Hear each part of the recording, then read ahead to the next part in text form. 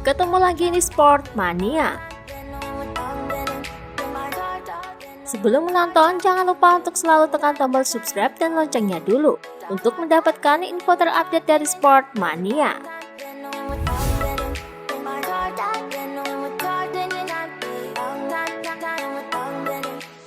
Dikutip dari Speedweek, Massimo Rivola mengatakan bahwa Vinales sebenarnya sudah mendarat di Houston. Tapi setelah di bandara, dia memutuskan untuk pulang kembali ke Spanyol dengan penerbangan pertama. Vinales tidak dapat mengatasi kesedihannya karena kehilangan sepupunya yang masih muda, Dean Berta Vinales. Karena itu dia pulang ke rumahnya setelah mendapatkan izin. Setelah apa yang terjadi, kami membiarkan dia bebas memilih. Saya tidak akan pernah memaksamu, putuskan dengan hati.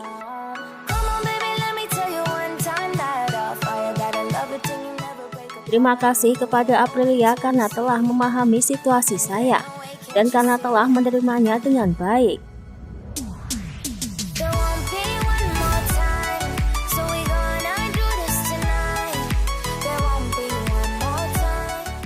Kepada Speedweek, Joan Mir mengatakan bahwa insiden yang terjadi pada sepupu Vinales bisa terjadi kepada semua pembalap.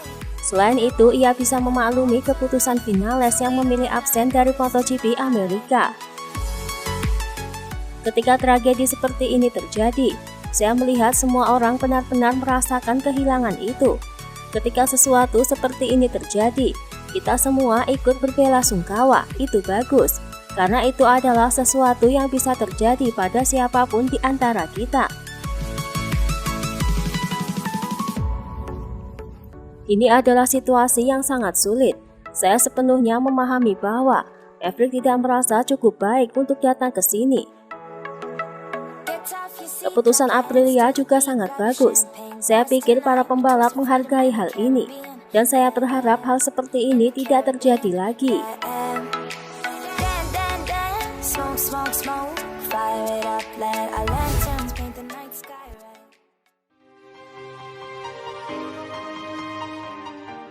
Dalam wawancaranya bersama Speedweek, Steven Bradl menuturkan bahwa Marquez masih belum sembuh total. Dia masih merasakan tekanan fisik saat balapan. Bradl menilai Marquez akan mendapatkan tugas yang berat saat balapan di Amerika, dikarenakan ada banyak perubahan rute yang cepat dan keras, juga menawarkan lintasan lurus yang panjang dan tikungan lambat.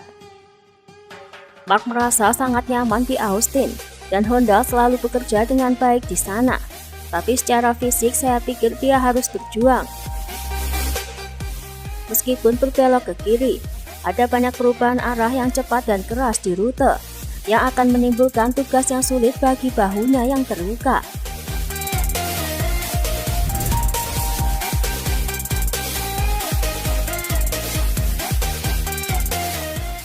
Setelah 2 tahun absen, akhirnya MotoGP kembali lagi ke Austin. Sirkuit Austin ini memiliki tikungan-tikungan sempit dan mempunyai trek lurus terpanjang 1,2 km, menjadi tantangan tersendiri bagi Michelin untuk terus berinovasi. Piero Taramaso kepada Tutang Motor Reweb menuturkan, senang bisa bertemu dengan para penggemar di Amerika Serikat dan melihat mereka menyaksikan pertunjukan luar biasa ini. Tahun ini akan lebih rumit karena kami belum pernah balapan di sini sejak April 2019. Temperatur trek akan berbeda dari yang biasanya. Hal itu akan sangat mempengaruhi performa ban. Lebih lanjut, Taramaso pun meyakinkan para pembalap bahwa dia akan memberikan ban yang terbaik untuk balapan hari Minggu ini. Saya yakin peralatan kami akan memungkinkan pengendara untuk mencapai limitnya dengan konfigurasi ban baru ini, dan akan berkontribusi pada balapan yang intens dan menarik.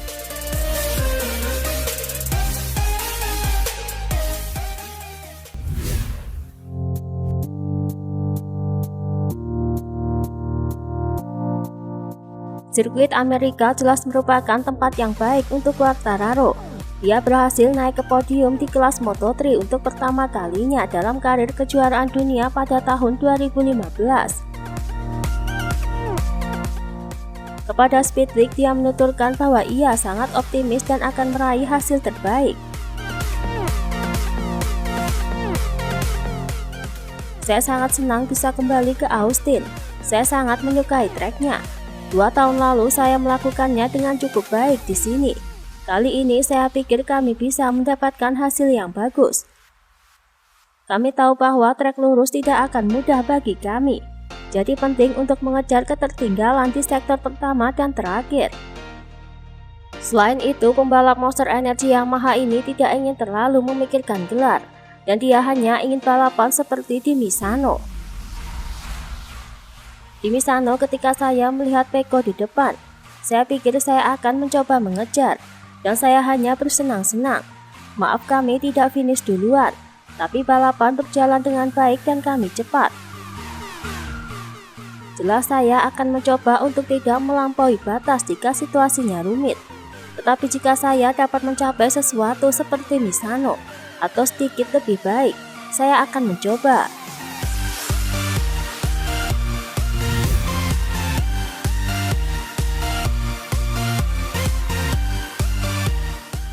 Diketahui bahwa Joan Mir melakukan debut pertamanya di COTA sebagai pembalap MotoGP pada tahun 2019. Dikutip dari Motosan, ia mengungkapkan bahwa Austin merupakan trek yang ekstrim dan berliku. Sirkuit COTA adalah salah satu yang paling ekstrim di kalender. Rumit karena memiliki tikungan pertama dengan tanjakan super curam dan tikungan hampir 90 derajat di gigi 1. Jadi pengereman penting di sirkuit ini. Bagian paling rumit dari COTA ada di sektor 2 dan 3, dengan tikungan dan perubahan arah yang menguras energi.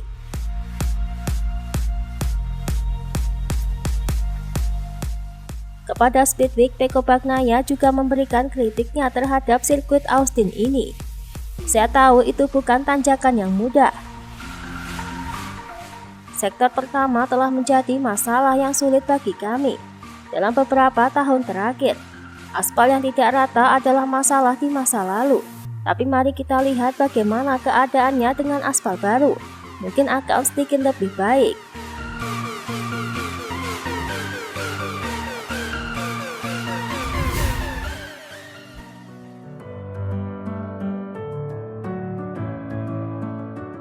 Kepada Motosan, Marc Marquez menuturkan bahwa ia tidak peduli terhadap apa yang dikatakan oleh Fabrizio setelah kecelakaan di Alberta Vinales. Ia pun tidak mau ambil pusing dengan apa yang Fabrizio katakan, karena hal itu hanya akan membuang waktunya. Saya ingin memberikan semua dukungan saya kepada Maverick dan keluarga Vinales. Saya tahu mereka dan itu sulit. Ini adalah musim yang menyedihkan untuk sepeda motor. Ketika saya membaca dan mendengar komentar dari Fabrizio, saya tidak mengerti bagaimana seorang pembalap bisa mengucapkan kata-kata seperti ini. Saya tidak ingin membuang waktu untuk mengomentari masalah ini. Resiko akan selalu ada di dunia sepeda motor, tapi kita harus memahami bagaimana mengurangi resiko ini. Itulah tadi beberapa informasi dunia MotoGP yang bisa kami sajikan. Terima kasih telah menonton video ini. Selalu ikuti informasi MotoGP kami lainnya. Salam Sport Mania.